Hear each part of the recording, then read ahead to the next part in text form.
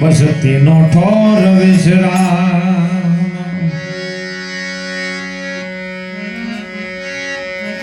અને આપણો ભારતના જે દિવસ એવા સંતને એક વખતમાં એવી તકલીફ પડી ગઈ સાહેબ, અને એને એમ થયું લાય હોયથી બહાર નીકળી ગયું. 25 વર્ષની ઉંમર હતી ધીરા બાપાની. લગ્ન કરી લીધા માની આજ્ઞાથી. લગ્ન કર્યા ચીડ મહિનો રહ્યા છે પછી નીકળી ગયા છે, કારણ કે એમને પ્રભુ ભજનમાં ભક્તિમાં મન હતું. નીકળી ગયા. 25 વર્ષ સુધી બહાર જ્યાં સંન્યાસ ધારણ કરી લીધેલો, કોઈ જગતમાં એમને ગોમમાં ઓળખે નહીં. પણ 25 વર્ષ પછી એમ લાગ્યું લાય મારી જો કર્મભૂમિ જન્મભૂમિ હતી ત્યાં જવું. ત્યાં વળતા આવે ને એટલે ચાર બધા ગામના ડાગુ ત્યાં નીકળેલા એક લાશ ઉપાડીને એને કોઈને પૂછ્યું કે ભાઈ કોણ મરી ગયો ગામમાં? એટલે કે એક દીકરો હતો ને અમારા ગામમાં, એક ધીરો બાપો હતા, બહુ ભગત હતા. લગ્ન કર્યા કે મહિનો અહીંયા રહ્યા છે અને એમને એક દીકરો થયેલો હતો. એમને નહીં ખબર હોય, પણ એ અહીંયાથી ભજનમાં નીકળી ગયા ને એમનો દીકરાને આ નાક કરડ્યો છે, હીરો મરી ગયો છે. એટલે દાસ ધીરાને એમ થયું ગોતો હતો દીકરો તો મારો જ છે, પણ કીધું ને કે હું ધીરો છું. અને જાય શમશાન સુધી ગયા છે. શમશાનની અંદર જ્યારે અગ્નિ પેટાઈ અને લાકડામાંથી જ્યારે ધુવાળા નીકળ્યા ને, અને ધુવાળાનો જ્યારે દ્રશ્ય જોયું, ધીરા બાપાને એમ થયો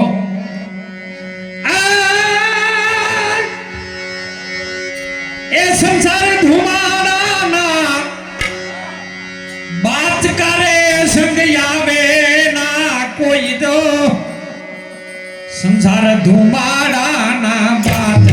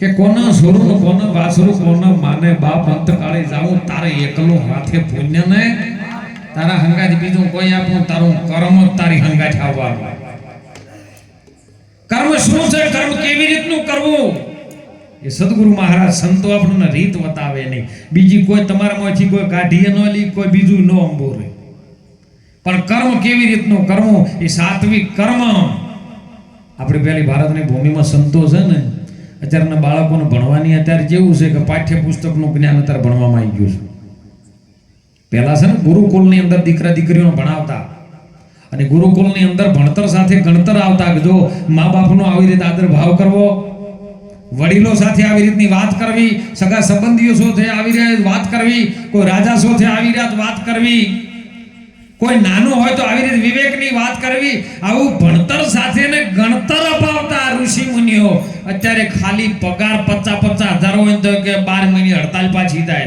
કે અમારું પૂરું થતું નહીં ના પૂરું થતું તો ઇસ્તીફા આપી દો નોકરી એમ થઈ હું લ્યારો છો કોકનો છોકરો બગાડો હો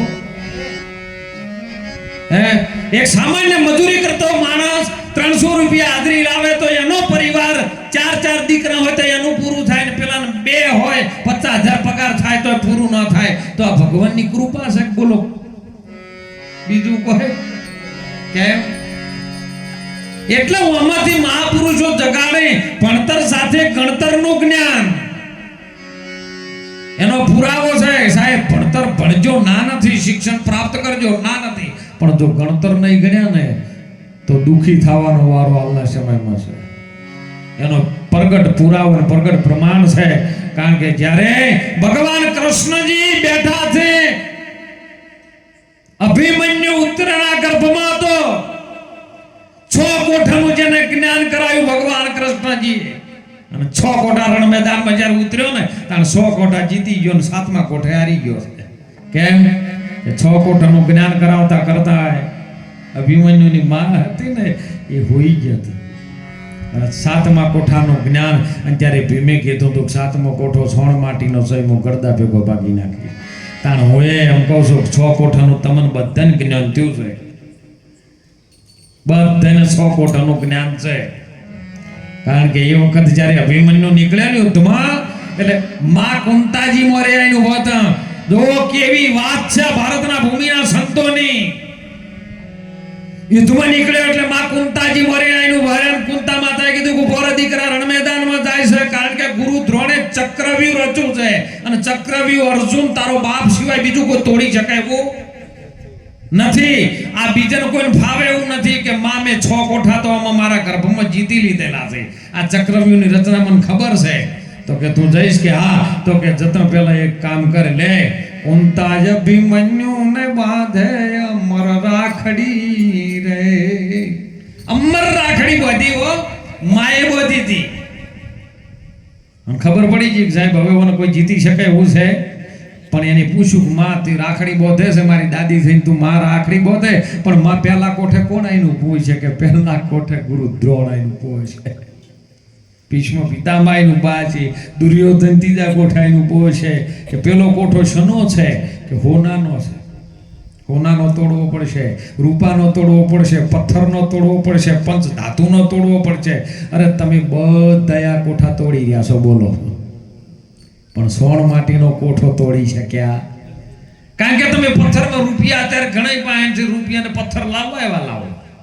બોલો તોડી નાખો હોનું તમારે તોડવું એટલું ગમે એટલું લાવવું એટલું ખરીદી કરી લો હોનાનો કોઠો તોડ્યો ચોદીનો તોડ્યો પંચ ધાતુનો તોડ્યો પણ આ જે સોણ માટીનો બન્યો ને એને કોઈ ન તોડી શક્યું એટલે ભગવાન કૃષ્ણજી કહ્યું અર્જુન આ સોણ માટીનો કોઠો છે ને જેવા તેવાથી કારણ કે અર્જુન કૃષ્ણના જોડે રહીને વાતને જોણી લીધો તો સોણ માટાનો કોઠો જીતી લીધો તો કેમ તાણે તો ધનુષ્ય તૂટાય અર્જુન આ દેહ તું નથી દેહને ધારણ કરવા વાળો તું ચૈતન્ય આત્મા છે અને આત્માથી જ આત્માનો વ્યવહાર છે અને એ અર્જુન આત્મા અમર છે એના વડે તું કર્મ કર તું કર્મ યોગી થઈ જાય એમાં તને કોઈ કર્મ લાગુ પડે છે નહીં માટે તો આ ભૂમિકામાં રહેજે અને ભૂમિકામાં રહીને અર્જુને કર્યું હાલ આપણે બધા જીતી શકાશે બધો પણ સોણ માટીનો કોઠો જીતવો ને એ લોકો ગુરુ મળી જાય સાહેબ. ગુરુના વચનમાં લક્ષ્યમાં રહો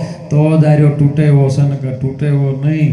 આ તો કોઈને 10 વર્ષે ના તૂટે પણ કોઈને 80 વર્ષે નહીં તૂટતા. કારણ કે હું ટૂંકું કહું દર્શન કે દાદા એક હતા ને બીમાર પડ્યા જબરજસ્ત, અને ઘરના 4 દીકરા જોડે આવીને ઉભેલા. 4 દીકરાની વહુ આવીને ઉભેલી. ઘરે સુખ ઘણું, દાદાએ ઘણું ભેળું કરેલું, પણ ચાલતા ચાલતા ચાલતા એમ થયું અને બાપાને બોલવાનું બંધ થઈ ગયું.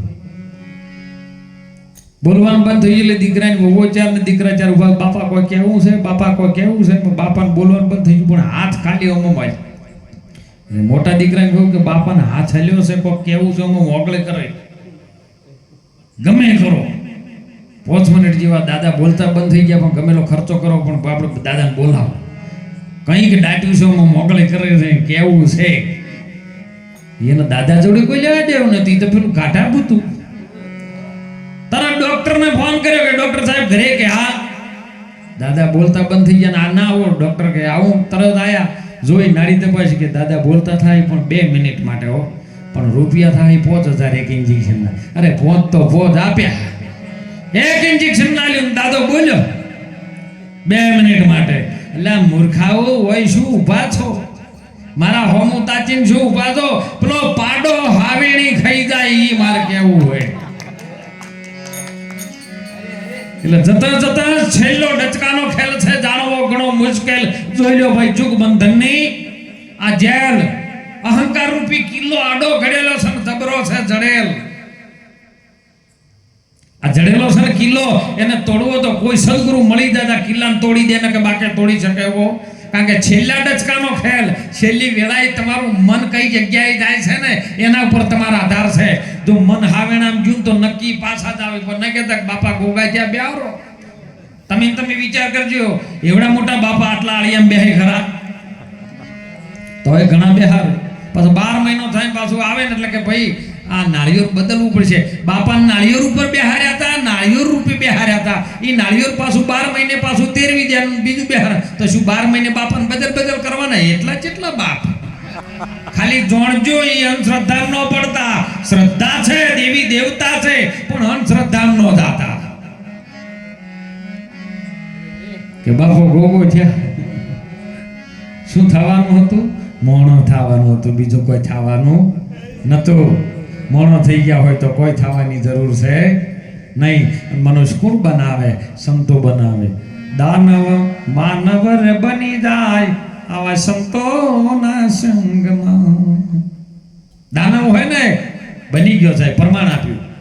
તોરલના ત્યો પાઠ થતો હતો, સાસધિયાના ત્યો, અને જે સૌ દાનવ જેવો હતો આયો એ માનવ બની ગયો. માનવ એટલે જેની માં પશુ ન હોય. માનવ, માનવીની માનવ. માનવી થયા તો માનવી, અવતારે અવતારે માનવી માનવી માનવી. પણ માનવ થઈ ગયા તો પછી માનવ હોય એમ. પછી તમારે જન્મ કે મરણ આવે નહીં. કારણ કે તમારા દેહનો જન્મ માં આપે, પણ તમારો અસલ જન્મ છે ને એ તો કોઈ સદગુરુ આપે, બીજો કોઈ આપે નહીં. મનુષ્યનો 2 વખત જન્મ થાય સાહેબ, પણ જેને ગુરુના ચરણમાં જન્મ થાય ને એને પછી જન્મ ને મરણ આવે નહીં.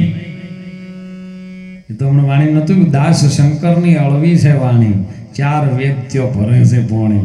કારણ કે 4 વેદની અંદર તમારું વર્ણન કરેલું છે. તમે આવતા, તમે કંઈક અજર અમર અવિનાશી હે અર્જુની જીવ છે ને, એ અજર અમર અવિનાશી હે અર્જુની આત્મા છે. મન તું તારા ઠેકાણે હરીને ઠેરાય, પછી બીજો નથી બોલતો. તો કોઈને કીધું બાપા બીજો નહીં બોલતો, તો કોણ બોલે? તો રવિરામ બાપુ બોલ્યા, અરે બોલે એ નર બીજો નથી, પરમેશ્વર છે પોતે. અજ્ઞાનીને ઓધળો આ તો શેટો રહીને ગોતે. દૂધમાં ઘી છે કે નહીં? હે બોલો, લીંબુમાં ખટાશ છે કે નહીં? તલમાં તેલ છે કે નહીં? ફૂલમાં સુગંધ છે કે નહીં? તો પછી પરમાત્માને તમે બહાર ગોતો કોઈ મોડ પડે? હે જગતના એક એક માનવી અત્યારે બહાર દોડ કરી રહ્યા છે, પણ જેને ગોતી રહ્યા છો એ તમારી બહાર નથી, એ તમારી ભીતર ભરેલો છે. એને કોઈ ગોતવામાં થતું. અને તમે વિચાર કરો અત્યારે તમે જઈને હું તો કોઈ 1 કે 2 વાગે તમે જઈને હુઈ જાઓ, સવારે વહેલા 5 વાગે 6 વાગે કોઈ 8 વાગે ઉઠે, તમે તમારા ચંપલ ગોત્યા, તમારો જેડીઓ ગોત્યો, તમારી બત્તી ગોતી, તમારો મોબાઈલ ગોત્યો, તમારા ચશ્મા ગોત્યા, તમે તમને કોઈ દળ ગોત્યા ને કે મારા ચંપલ ચો પડ્યો, મારી બત્તી ચો પડી, મારો જેડીઓ ચો પડ્યો? પણ તમે એમ કીધું હું ચો છું આજે, એવું નક્કી કર્યું કોઈ દાડો? ઈ ગોતવાનું ચાલુ કરજો, બેડો પાર થઈ જાય. એના સિવાય ઉદ્ધાર નહીં પાછો. અને છે ઠસો ઠસ ભરેલો. કેમ કે સવારામ બાપા પીંપળીનો એક સંત બોલ્યા સાહેબ કે સુરતા જેની સુગડ સમેટે ને ઘટમાં સાહેબ, તીરથ વ્રત બહુ કરે ને જાય બદ્રીના બેટે, તીરથ વ્રત બહુ કરે ને જાય બદ્રીના બેટે, બાર વાસના બહુ ફેલાવે નજર ન રાખે મોય નેટે, જેની સુરતા સુગડ સમેટે ને ઘટમાં સાહેબ, આદમ તો અંતરમાં રહેશે, ભજન કરો તો જ ભેટે. દાસ સવાના ગુરુઓમાં ફૂલકર મળી ગયા, નાદ બુંદના નેઠે, જેની સુરતા સુગડ સમેટે એને ઘટમાં સાહેબ ભેટે. એ તમે જીવનની અંદર સાહેબ એક કામ કરજો, જીવનની અંદર હો અવતાર મળ્યો છે ને આપણા મોણોનો, માતા પિતાએ ખૂબ દુખી થઈ, ખૂબ સેવા કરી, ખૂબ ખારું નો ગાધું, ખાટું નો ગાધું, સાહેબ તીખું નો ગાધું, કોઈ દિવસ ઊભા પગે પાણી નથી પીતો. જ્યારે બાળક ગર્ભમાં હોય ત્યારે એના બાળકનું સિંચન કરી અને બાળકને બહાર લાવ્યો છે. ને અત્યારના દીકરાઓ મા બાપને હોમા થતા, અને એને હું ખાસ ટકોર કરું છું.